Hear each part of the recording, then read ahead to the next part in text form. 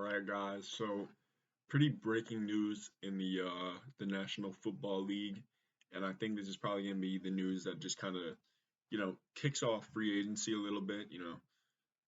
Gets it going.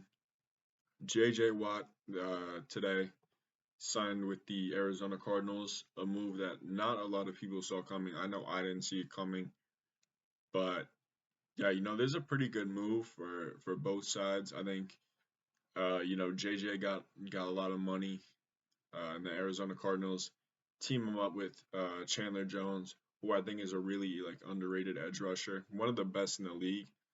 And I just found out he's John Jones's brother, so that's pretty crazy to think that you have the GOAT UFC fighter and a probably Hall of Fame edge rusher in the same bloodline. But yeah, man, this is a pretty crazy signing considering that a lot of people thought he was going to end up, a Steeler or a Green Bay Packer, something along those lines. But, I'm glad he did this because the Steelers didn't really necessarily need him. I think they just saw that move coming because of his brother TJ, and I think his other brother plays like fullback or some shit for the Steelers, but no one talks about him, so I don't even know his name. But man, I feel like this is gonna be, end up being like an overrated signing.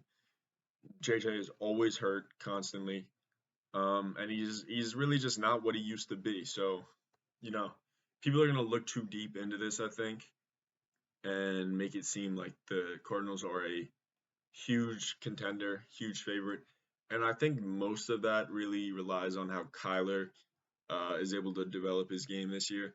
He was pretty good for most of last season, and then he had like a shoulder injury, and his stats just kind of fell. But man, I was thinking before if the Cardinals can get Pitts in the draft, then they're set. But yeah, I mean this move is huge. Like, damn, bro, I never thought J.J. Watt would have left the Houston Texans at any point. Just so weird.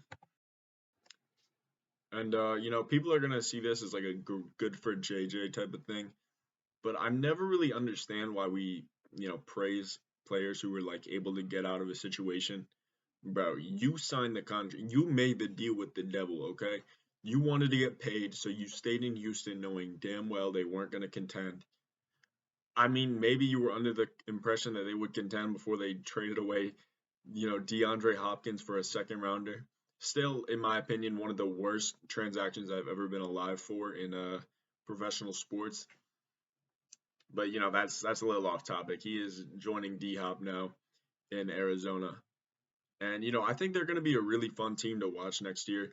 They were really fun to watch last year, and at a certain point they just kind of crumbled apart. And I thought for sure, like after a quarter of the season that played out last year, that the Cardinals were going to be in the playoffs, and people were already saying Kyler was better than Lamar after a good start to last season, and that is so insulting.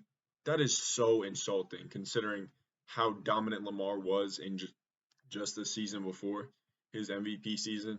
Like, no player will compare to what Lamar was able to do in his MVP season. So, I mean, I'm sorry, salty Ravens fan, but I just had to put that out there. I'd like to say my favorite part about this move is just seeing all the Packers and Steelers fans just melting down on Twitter right now because they really, really thought they were gonna get him. And it's like, if you're a Steelers fan, like, did you really need to buff up the defense anymore? I know they sold you guys in the last part of the season, but don't as my man TQ says, don't be greedy, okay? Like, just stick with what you got and run it back. But I don't think the Steelers are gonna win anything this year. I think Big Ben is old as shit. His arm is shot.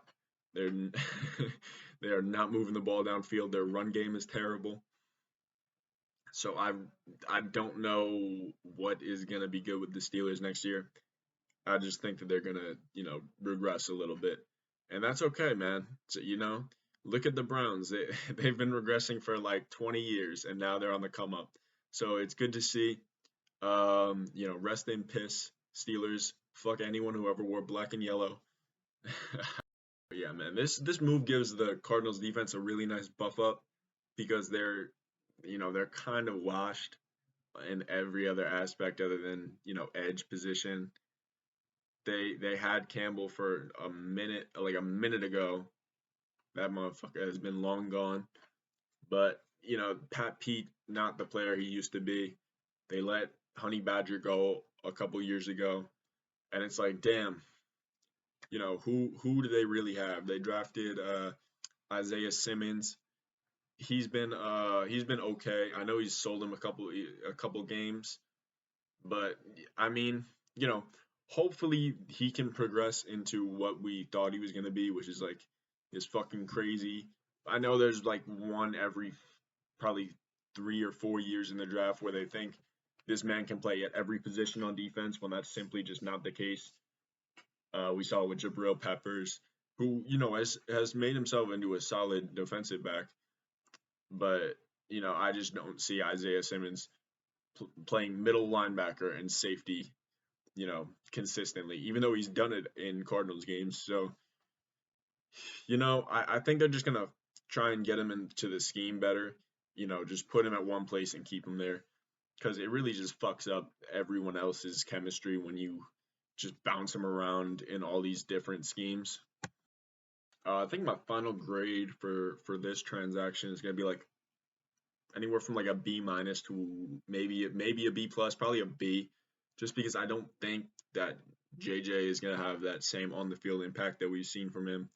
Like not a couple years ago, a few years ago, because he's been hurt for so long now that I don't see him playing up to that contract, or you know playing enough games to make the contract even worth it. But he's a great locker room guy to have. I just don't know if you give $34 million to a great locker room guy who was at one point at the top of the game. He's just not that anymore. So, hopefully the Arizona Cardinals can make a long playoff push, which I think is very realistic. If they draft Pitts in the draft, that offense is locked. And yeah, man, it's gonna be an exciting team to watch next. Oh shit, it's gonna be an exciting team to watch next year. So I appreciate you for watching. Your boy Orange is out.